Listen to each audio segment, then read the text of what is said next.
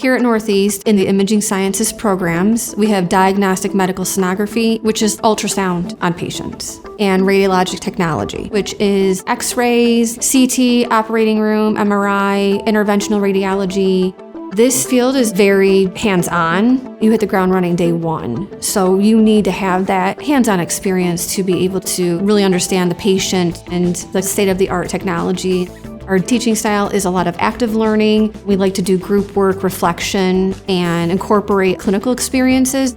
You actually get patient interaction. You work with the radiologist, you work with nurses, you learn other modalities. It's one of the fastest growing fields, and I've already had calls from hospitals wanting our students, and they haven't graduated yet.